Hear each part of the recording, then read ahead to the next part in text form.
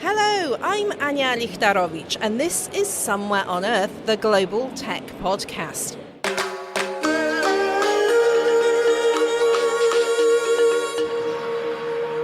It is Wednesday, the 12th of November, and we are in Lisbon.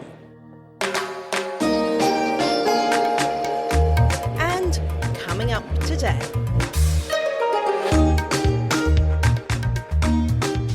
Poland is the most represented country at Web Summit when it comes to startups. Paddy Cosgrave, the event's founder, singled out Poland at the opening ceremony, and its presence is very visible. Poland has, most probably, the biggest stand in Pavilion 1. But not only that, there are 4 other stands from Polish cities. So, how did Poland become the technology heart of Central Europe? That's all on today's Somewhere on Earth.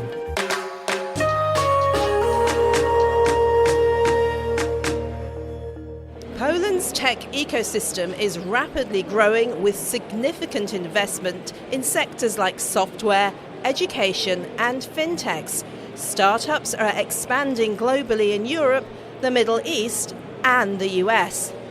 Polish startups raised 180 million euros last year. That's up 30% on the previous year. To discuss this tech boom in Central Europe, I have 3 guests from Poland. Ladies and gentlemen, can you introduce yourselves? Okay, I'm Norbert and I am CTO of Quality Code. So you're Norbert Bankowski? Yeah, Norbert Bankowski. We are developing solution that will totally change how greenhouses work in not only Poland, but we hope to shape the future of the world as well. So currently automation is like static, and we want to change it so it's fully controlled by AI and autonomous. Well, we'll hear more about each of your projects later, but next, Kasia. Katarzyna Goch. I'm a co-founder and CEO at EUinteroperability, a virtual fertility clinic using expert algorithms and AI models to assess your hormonal health and help with your fertility. Joanna, tell me who you are and what you do. Hello, my name is Joanna Koczorowska. I'm product owner of Polish official application, which is m-obywatel, translates into mCitizen 2. Thank you all for introducing yourselves, and let's start with you, Norbert. Tell me your thoughts on why Poland is this amazing tech powerhouse. In my opinion, there was a high demand for software engineers, and Poland was in the middle of Europe, so we were in the place when programmers could be hired in competitive salary, and companies raised like a lot of talents here. So our universities just created a lot of great programmers, and right now Poland have like great amount of people that are great at what they're doing, and right now they are changing from working abroad for companies to creating their own startups here. So we can use this old skill set that was obtained when we were transferred to countries that were better at funding. Katarzyna, your thoughts? I think that we have creativity in our DNA.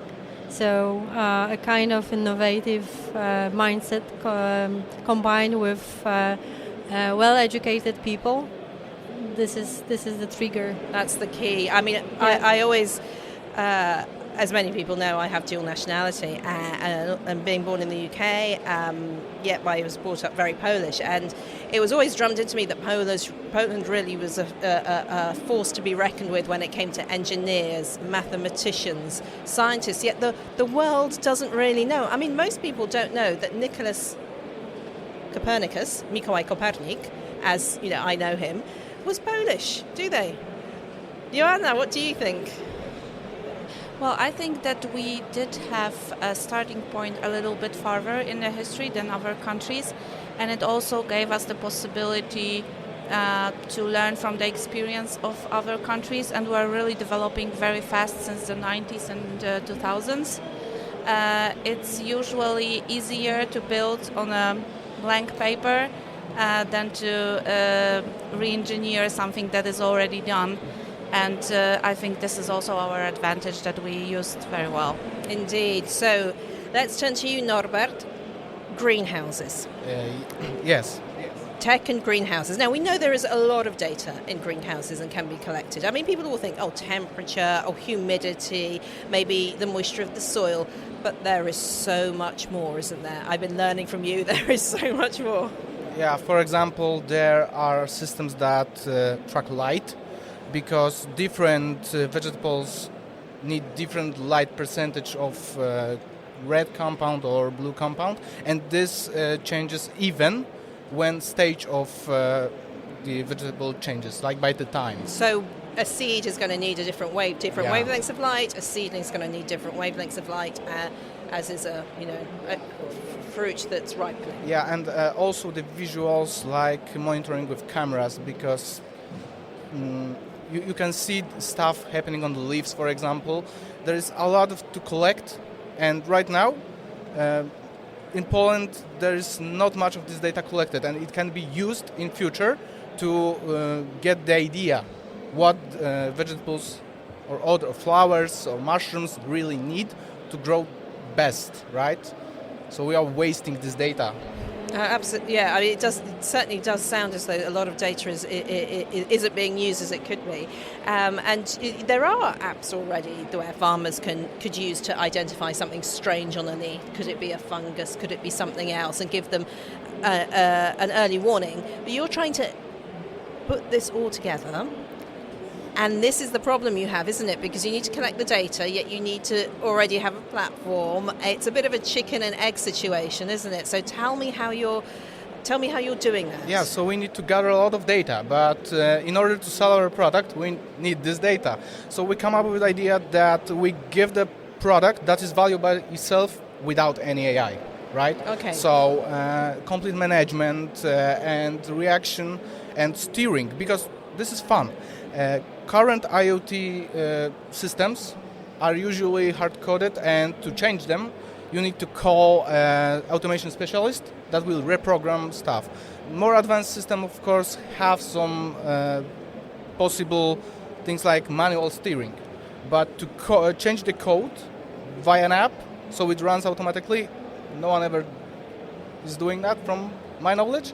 And this is the first value we are giving. Also, we want to just get all the stuff that the greenhouses, for example, warehouse management, employees management, planning, and these are big businesses, so they have to plan their spending on new investments, right? So we can track that as well. You can plan your new greenhouse with all automation, and then estimate costs. So tell me how it will actually work. A farmer will have the system installed in their greenhouses, and what? Do they have an app? How does this work? Okay, this is combining SaaS approach. SaaS, explain that. Software as a service. So we are providing a service, but you have to get an infrastructure or own infrastructure already. Because what we do is we integrate with existing infrastructure as well. A lot of automation tools that are not working good enough, we don't want to throw them in the trash. This was a great investment, so we will transform it. So you have this hardware, or you want to build the hardware, then you connect to the app, and you can control everything inside your greenhouse from your smartphone. And what impact do you think this will have on yield? Because that's ultimately the plan, isn't it? People will only buy from you if they get more vegetables. Okay, so we have some data that triggered this spark in our minds. What can we do? For example, high automation greenhouses have like 200 tons average of yield, but some of them are getting 3 times more, 600 tons per hectare per year. So if even we can fill half of this gap, this means like $250,000 for 1 hectare of greenhouses. In Poland we have over 5,000 hectares. So you can count how much money is probably wasted.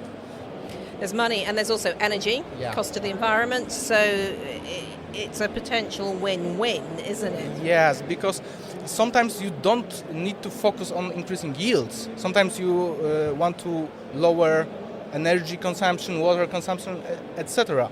So with AI you can also find not only the best but most effective eco path, right?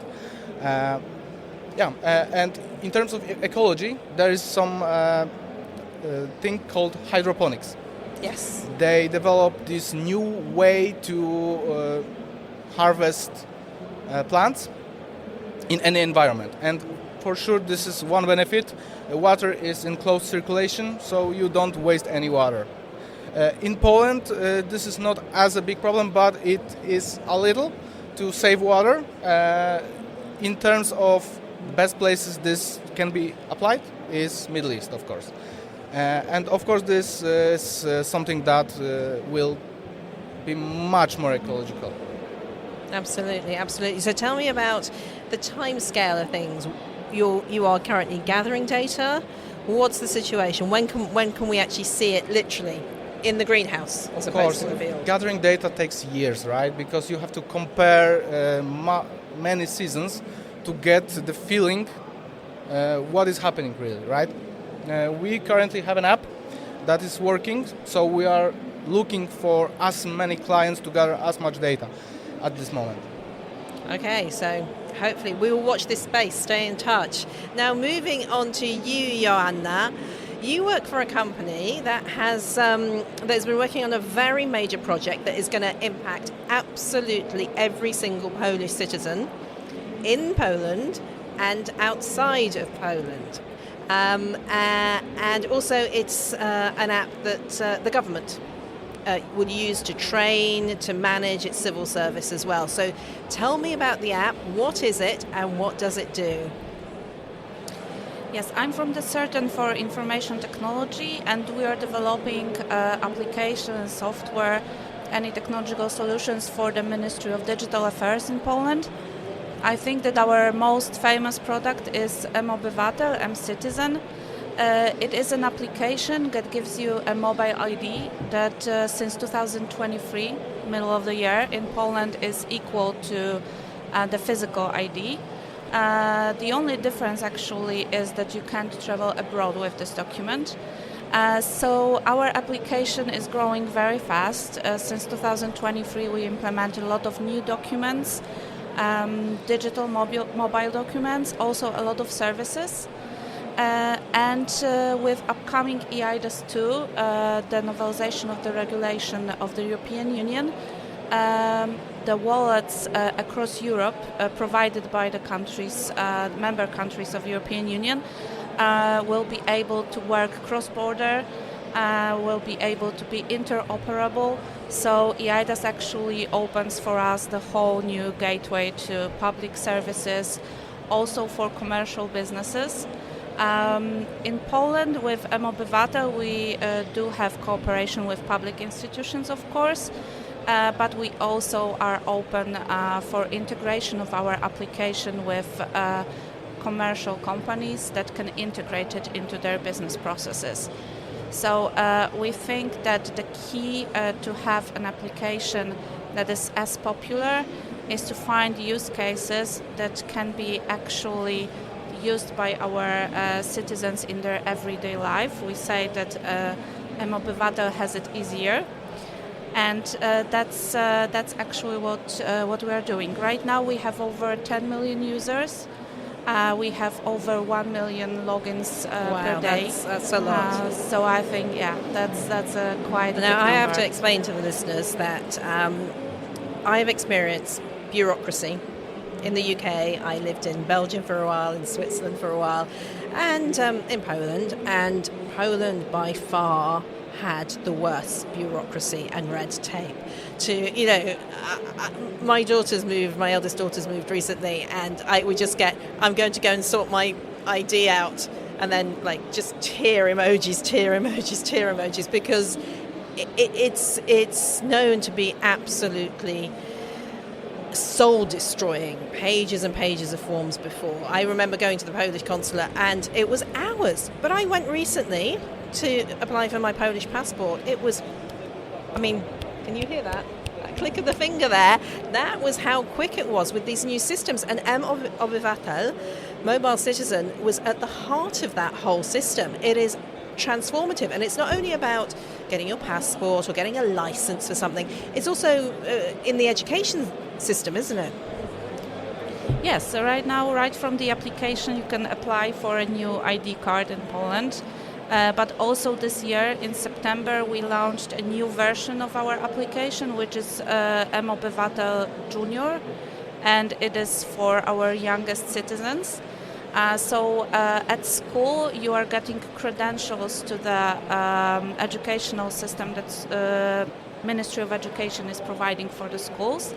And in this system, you can just scan the QR code and activate your m-obywatel Junior, basing it on your school ID. So school ID is just, not every country has them. School ID, every child in Poland who goes to a Polish school or abroad who goes to a Polish school receives a school ID. This gives you massive discounts off attractions in Poland, allows you to register as a child if you're going to, big hotels, whatever. It allows you to kind of, take advantage of lots of benefits.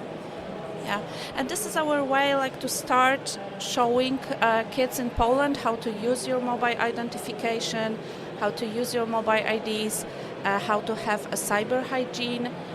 We will be developing this application further. We just started.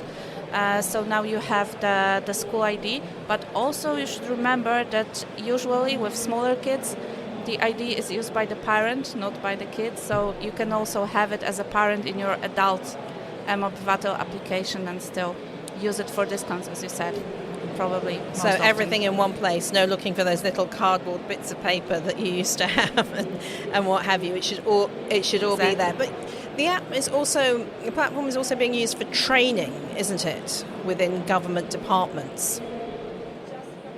Just a couple of days ago, we launched a new service. These are defense trainings. We did it with in cooperation with Ministry of Defense in Poland. They prepared the whole program of trainings, and just with the application, you can register for the training. You can choose which training is suitable for you. There are group trainings, individual trainings, even trainings for people who want to become soldiers. So you can do it without any paper, without any queues, and soon the trainings will actually start.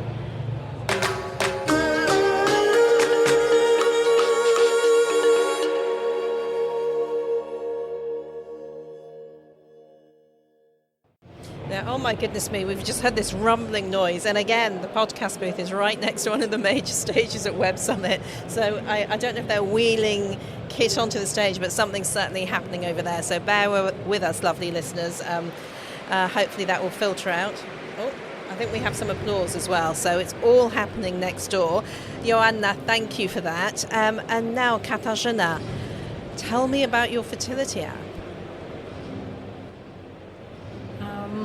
As you may observe, we are addressing very important topic and very severe problem right now. So issues connected with hormonal imbalances and infertility. I don't know if you know that this problem touches 1 in 5 couples. So huge population, 180 million people globally, 25 million couples in Europe. And what we are trying to do is to prepare women and their partners to take care of their fertility. We shorten the time to the right diagnosis from years to months by indicating the risk factors and by navigating people through the entire journey. So we educate them, we give them personalized content, we try to help them make more informed decisions, but we also connect them with the laboratory partners, medical centers, fertility clinics, depending on their needs and current situation. So how does this work? Tell me what you have to do to get the help that you're offering. the start is quite simple. A user just downloads the app and give us some basic information about menstrual cycle, age, how long they've been trying, if they are actively trying to conceive, health and lifestyle history data. We set up the profile. We also connect with wearables, so we are integrated with Google Health and Apple Health, and we are able to track other biomarkers and so activities. So that would be through a smartwatch or something, a wearable? Yes. And we also complement this data with some information from medical interviews, so the app will ask you some questions and which are important in the context of different conditions. And if there is a risk that you may have PCOS or endometriosis. So that's polycystic ovarian syndrome for those. That's right, sorry. That's okay. And endometriosis, both very debilitating conditions and very painful conditions that women go through. Yeah, and usually it takes up to 7 years to have. If you're lucky. Yeah. If you're lucky, I mean, let's be honest.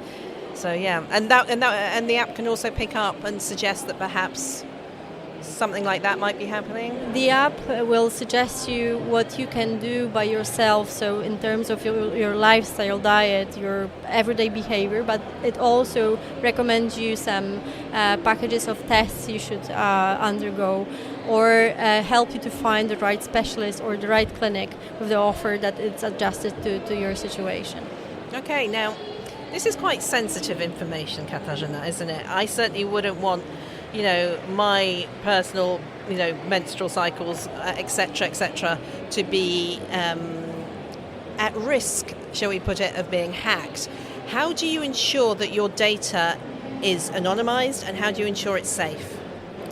Data protection was and is very important to us from the very beginning. So we limited the amount of information about the user, like personal information, to the absolute minimum.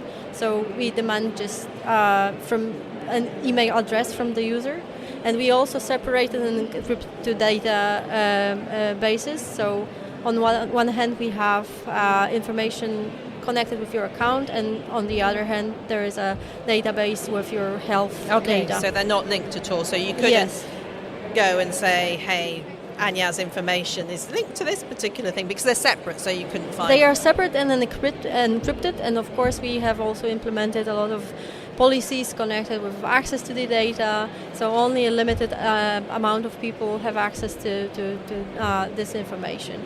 Okay, so you're keeping that sensitive information safe. I think it's crucial. You need to trust the provider of such solutions. So we assume that the trust credibility is something that will be a fundament of our app. So it's also what distinguishes us from other apps like lifestyle apps or standard period trackers is medical background and solid medical quality content. And what stage are you at? Can our listeners go and download it? Yes, sure. The app is available in Google Play and App Store, and it gained trust of over 250,000 people from different countries. The app is available in 16 different languages. So just check yourself. Remind me of the name? EUIone app. EUIone app. Brilliant. Thank you, Katarzyna, for now. Now, just to kind of open it up, because we're running out of time as always, my question to all of you is, where next for Poland when it comes for technology? Norbert, what are your initial thoughts on that? So we're focusing on Middle East, because Poland is very high tech right now. Whole country is on different level than the rest of Europe, for example, and the Middle East have a lot of possibilities to make high tech, because they have a lot of possibilities to invest, but they are not high tech yet. So we can use that and transfer our knowledge there. Joanna. Well, we are hoping a lot for EIDAS 2, so this is what we are focusing on. We are working on our application, so it will be compliant with the new regulation. And what it opens for us is the whole Europe. So this is what we want to do. We want our application to be used by our citizens also abroad, to use it, for example, to log into French government services, to don't have to anymore take your passport or ID with you, have it on your phone. I mean, this will probably take some time, but the gateway is already open, so this is what we want to do. I can't wait for that. I had a panic, couldn't find the passports when we were leaving. I'd already packed them away, but yeah, to have it on my phone would just be so much easier. When you think we're a family of 5, dual nationality, that's 10 we have to carry around. It's a lot. What about you, Katarzyna? We are already building communities in different European countries, but we have also strong interest from Arabic countries. So I think these 2 directions will be our focus for the next year. Thank you all very much. Hopefully we shall see you next year at Web Summit Lisbon, and hopefully the stand will be even bigger than it already is, and there'll be even more cities and states exhibiting. I am really incredibly impressed as to the presence of Poland here. So Norbert Bańkowski, Katarzyna Goch, Joanna Koczorowska, thank you all for joining us on Somewhere on Earth. As always, just a gentle reminder that we are on the Evergreen Podcast Network. Roost and Satience are our sponsors. The production manager is Liz Tui, and I'm the editor. See you next week. Bye-bye.